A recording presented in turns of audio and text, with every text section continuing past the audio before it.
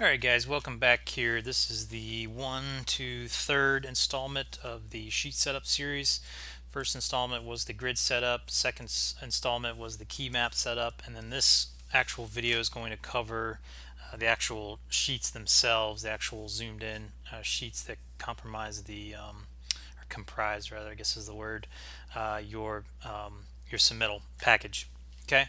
Um, so let's go right into our. Remember, this is the Arden circuit. We created this key map. We're going to go project print composers. The key map Arden is in there. Click on that. I'm going to go ahead and maximize the window. Zoom in one time. Maybe not. And this is the actual key map for Arden. Okay. So we need to create a zoomed in sheet for each one of the grid maps, even if it doesn't seem significant. For instance, map 1 here has a little piece of circuit at the bottom. Map 11 just has little pieces of circuit. But we want to make sure that we include every one of these sheets in our package eventually. Not every submittal necessarily will have every sheet.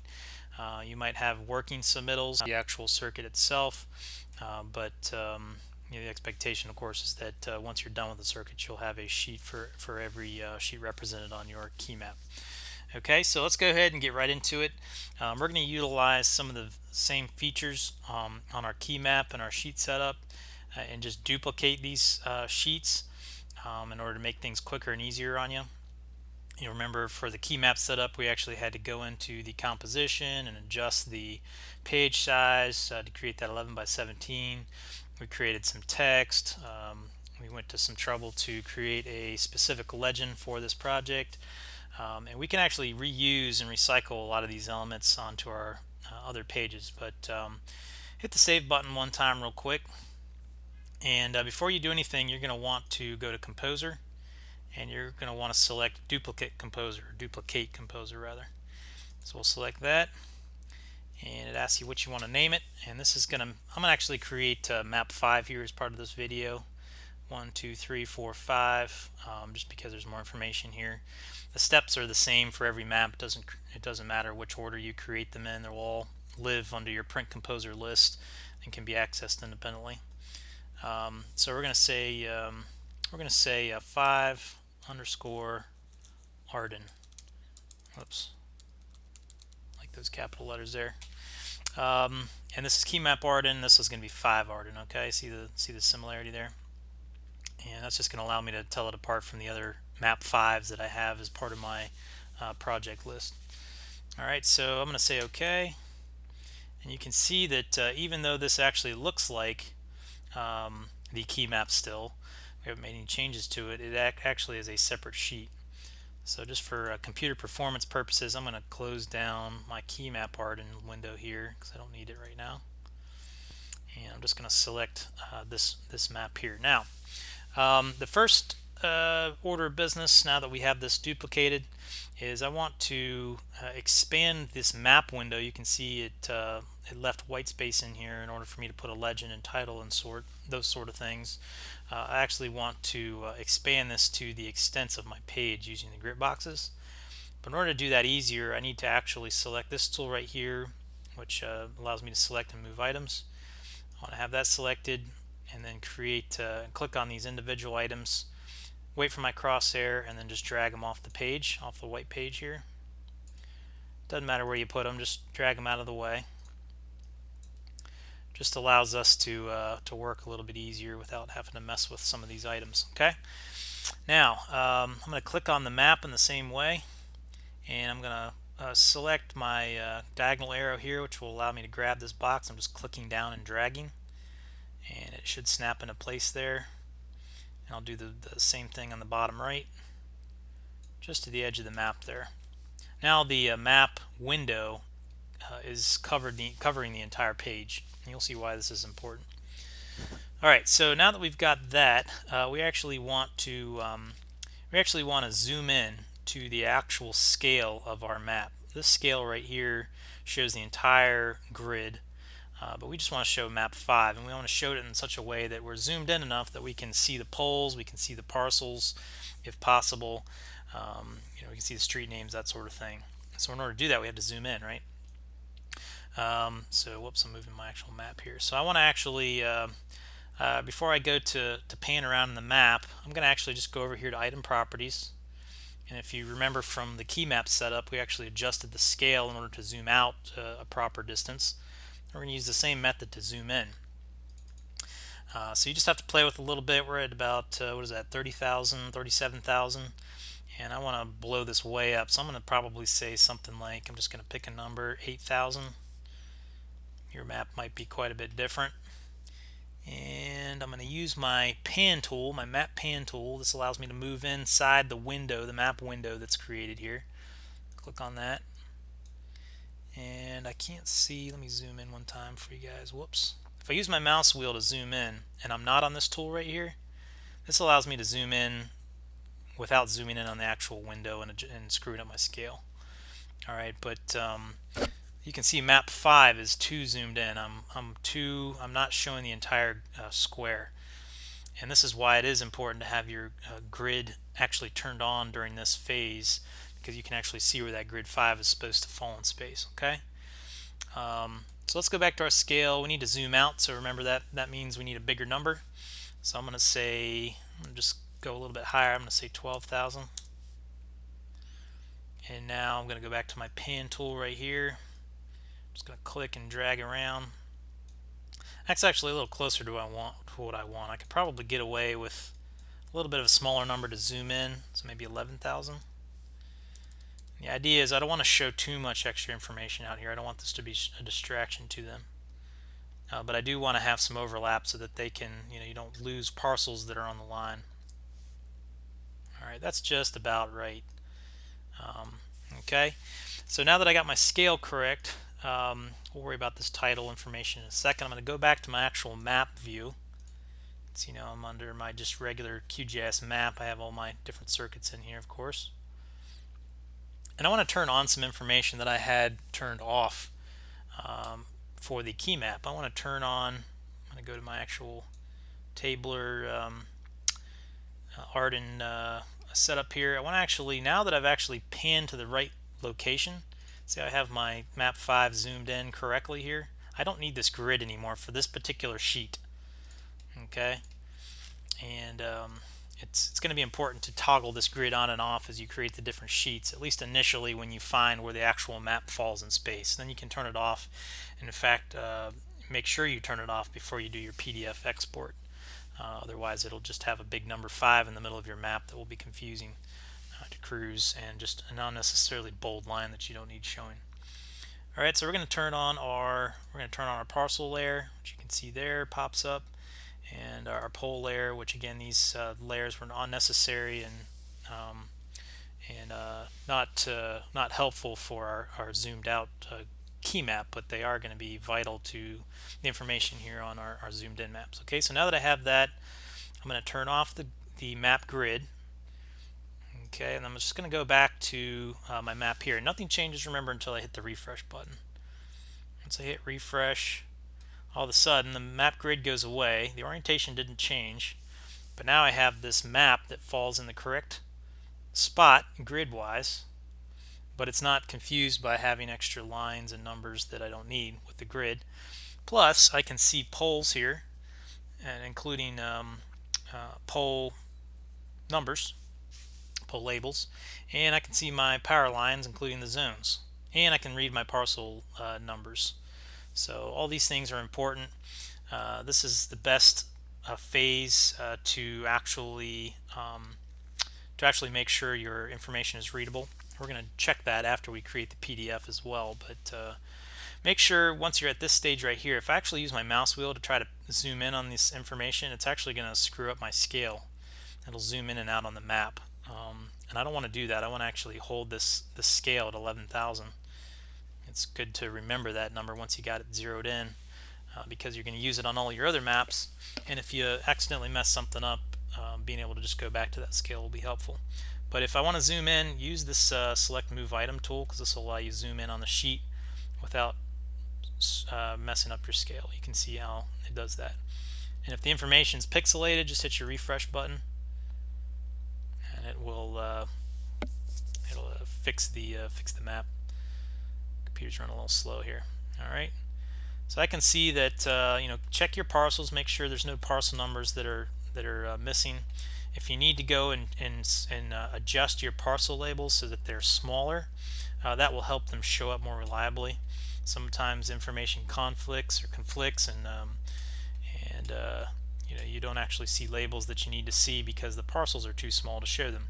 The text is bigger than the parcel, so the label gets hidden, the arbor line number in the case of the parcel. So that's obviously a bad thing. People can't tell which this shape becomes meaningless without an arbor line number, because again, that's of course where the details are. All right. Also, make sure that your layers are in the correct order in your map. You want to have your parcel layers underneath your poles and your power lines, your zones. Otherwise, they will cover them up. And so if you need to adjust those orders, you can do that here in the map. And just by dragging these layers up and down, you can see that little line that appears, and that'll get you your correct layer order. I typically like to have the roads shown on the very bottom. That way, the roads are just there for context. So if they get covered up by some other information, it's not such a big deal. The label should show through properly. And also, I would like to note that if a pole number is covered up here and there, that's not a big deal, as long as there's not 5 or 10 poles in a row covered up, because the poles, you can interpolate between poles. The most important information that you want to have are the parcel labels. And if you need to make a change to your parcel labels, you can go back to your main map, go to the layer that the actual labels are on. In this case, let's see, it's the Arden parcel. Double click on that, go to labels, and then you can adjust the size of the label. Make sure it's on points, not map units. And you can go as low as 8. This is set to 9. If you go below 8 points, that's going to be fairly small to read on the map, and it starts to get lost in the other information. So if you can't read if you have a subtransmission circuit, or you have an in-town circuit with lots of small parcels, you may need to make adjustments to your grid. And of course, myself or another one of the GIS folks comfortable with GIS can help you make some adjustments to your grid. You might have to create some additional grid squares to help you zoom in on some tricky areas. But usually this font works well on most maps most of the time. So that's a good thing. All right, so let's go back to our map. We're going to click on the again, we always want to make sure that this tool is selected, the select move tool, when we want to pan in and out with the wheel. If we select this tool right here, it's gonna jack up our actual scale. Scale is 11,000. Let's go ahead and put our label on there real quick. I'm just going to delete the scale. I don't feel like messing with that right now. And you can see that the legend sometimes doesn't fit real well on these pages. There's a lot of information, and the legend takes up a good amount of space. That's why it's important always to submit the legend on your key map, and then submit your key map as part of every submittal that you make. Use the PDF binder, binder right here, this program, to put your key map, bind your key map with the other pages in your submittal, so it's always page 1. Folks can always see where this particular map falls in space. So I'm just going to go ahead and get rid of this legend here. You can move it to the side if you want, no big deal. Just kind of as a placeholder. It's not going to print or anything. But what you do need is this title block here. So we're just going to move it down to a convenient spot. We don't want to cover up any necessary information. I'm going to include this as well. Just put it right there. And I'm going to put a north arrow on here too for good measure. Gotta be careful there. I want my crosshair. If I have anything else, then it's going to probably try to rotate the arrow or do something I don't want to do to it. Now this is a good point here. You can see that this number 180, probably 9 is what it's showing, is getting cut off, but chances are this number will show just fine on map whatever's after 5. I'm assuming 6, so it shouldn't be a big deal there. That's why we want to have some overlap. Again, if we look at the grid, we turn our grid back on, you can see where that overlap actually is. Hit the refresh button. You can actually see that there's actually quite a decent amount of overlap, especially in the top and bottom. And that's about the right amount. We don't want any more than that, and probably not less either. So that's about right. You got to play with it again. But if we print the map with this grid, you can see how blocky and distracting that information is, and they'll see that 5 and wonder what it is. So again, we're going to go back to our map, turn off the grid, and then we're going to refresh. And this map, let's see. Oh, I need to let's do this. Let's click on the use this tool here, select move item, and we're going to click on the actual title. We want to say map 5. Okay. You don't necessarily need table of Arden. Table of Arden title, that'll be on your key map, which again will be part of every submittal. We'll just say map 5 because this is map 5 here. Okay, so make sure you make that change. Then hit the save key, and the exporting is easy. You just go up to your you see the little PDF Adobe Acrobat symbol here, and then you export the map. This is fine. Just hit close. You export the map to a particular folder. So I'll just do a test here. And if you're using a sample folder, there should be a maps folder in there, I believe. Can't remember off the top of my head, but I believe there should be a maps folder in there. So I'm going to create one here on my desktop just for demonstration purposes real quick. Let's say maps. Okay, whoops, sorry about that. Let's see, rename. Got an extra letter on there. Okay, I'll go into maps, and then I like to separate my submittals out. So I'll say submittal 1, and I'll say today's date, which actually today's date happens to be the day after Christmas, 12/26/2016. Alright, and then I'll go into that folder, and this is where I'll put this is just map 5. It's real simple. Map 5. Okay, now if I want to create map 6, all I got to do is first of all wait for my computer to uncrash itself, and then I need to go back to my my main map page. I want to go to my grid, which happens to be right here. Turn that back on, and just like we did with when we converted from the key map to map 5, I want to hit the refresh button. Okay, and I want to duplicate composer. I want to use all the same elements. I'm going to want a different location, right? So it's really easy. Just duplicate composer. Instead of 5 Arden, get rid of this copy text. I'm going to say that I want map 6. Okay, 6_ Arden. Again, to differentiate it between the other map 6. And then I'm going to switch to this tool right here because this is going to allow me to pan within my map window. And I'm just going to click. I'm not going to zoom or anything. I'm just going to click and drag this window over so I can get to map 6. You can see map 6 right here. Alright, so I'm going to pan over here.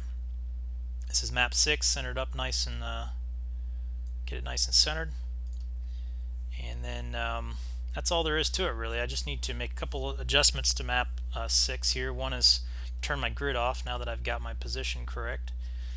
And it is a little bit of a pain to have to toggle between this grid, but once you get it set up, I can go back at any point and just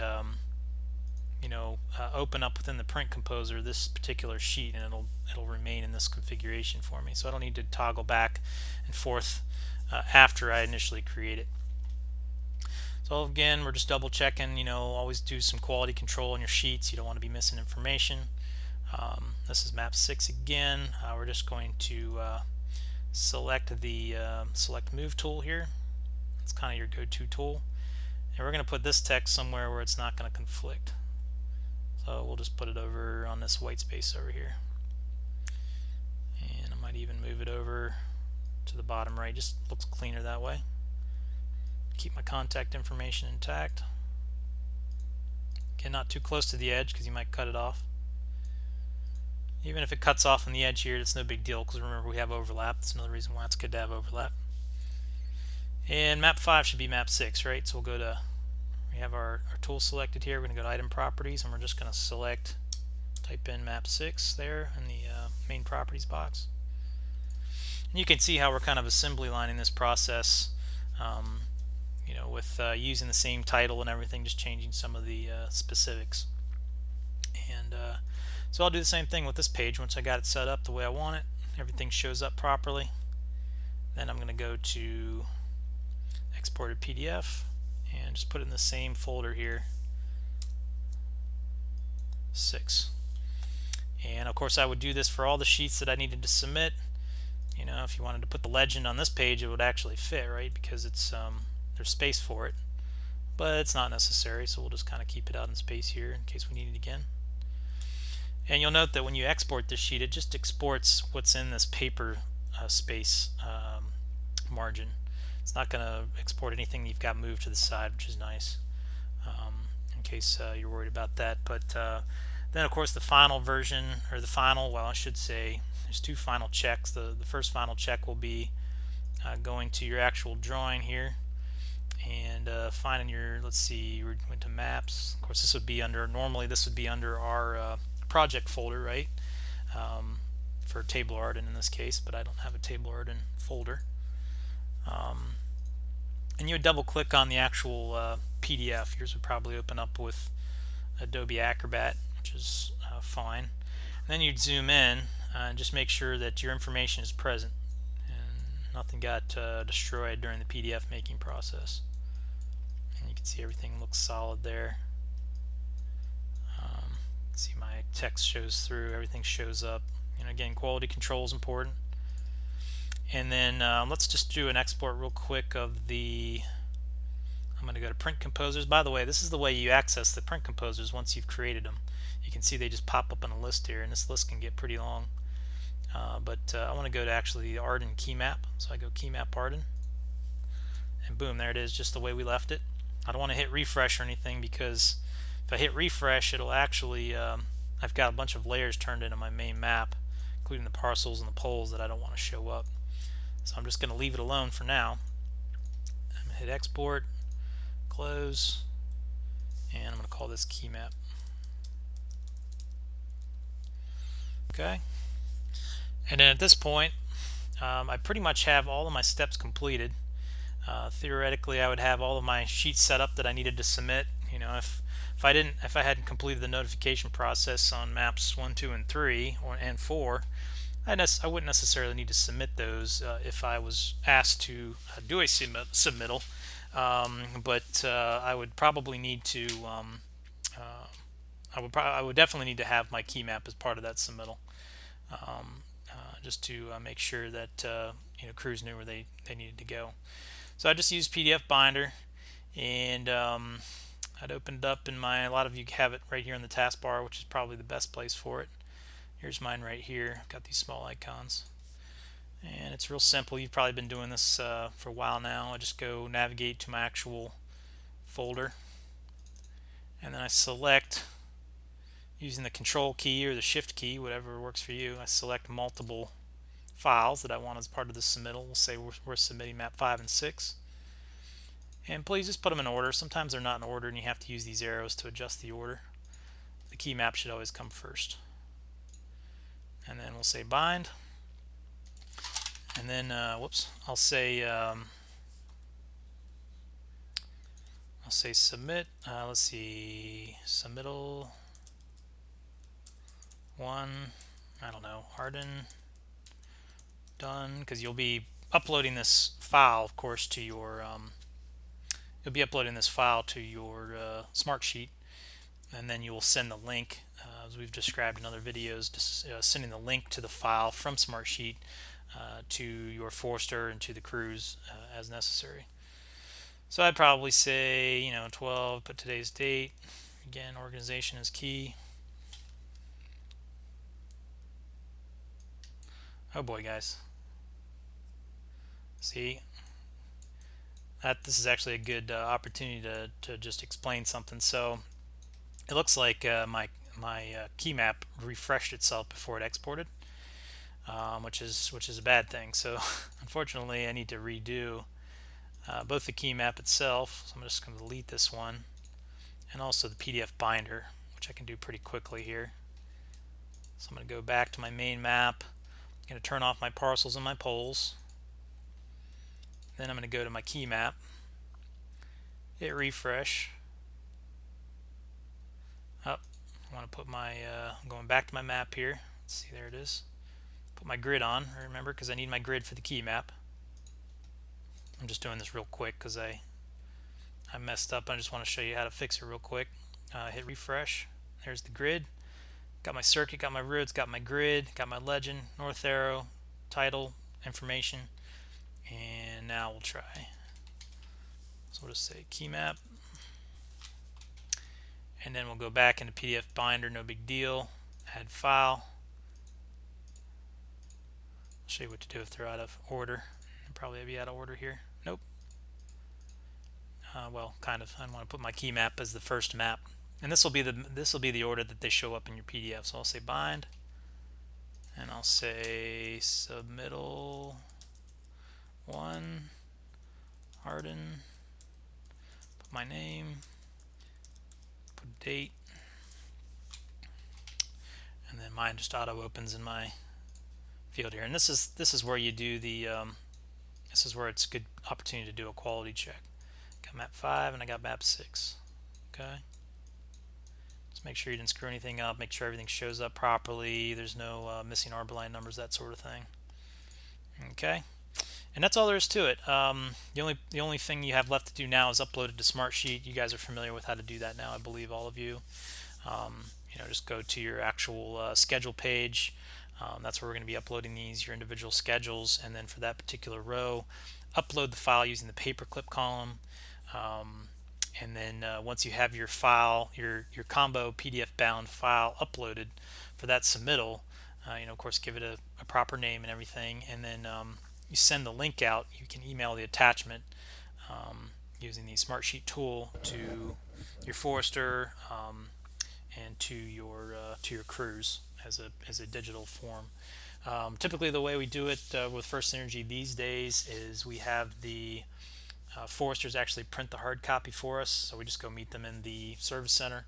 They'll print off on the Potomac Edison printers the 11 by 17 sheets, color sheets, and then once one copy gets submitted to the crews, who are then responsible for duplicating that copy as many times as they need to in order for all of their crew leaders to have maps and manifests. So you also give them a copy of the manifest as well, of course, which many of you are very used to by now. So that's how you do the maps.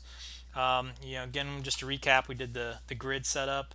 We actually created the grid, applied the style, saved the file to a specific location. Then we set up the key map using a more zoomed out map with some other features like titles, scales, and legends. And then we use the duplicate copy function to create some other maps that are more zoomed in. We adjusted the scale, simplified, and showed very specific things on each map. So hopefully, again, you've learned something. And if you have any questions, of course, get a hold of me or somebody else that is comfortable with the process. We're all happy to help and get you, finished with your submittal properly. So thanks, guys, for watching, and happy map making.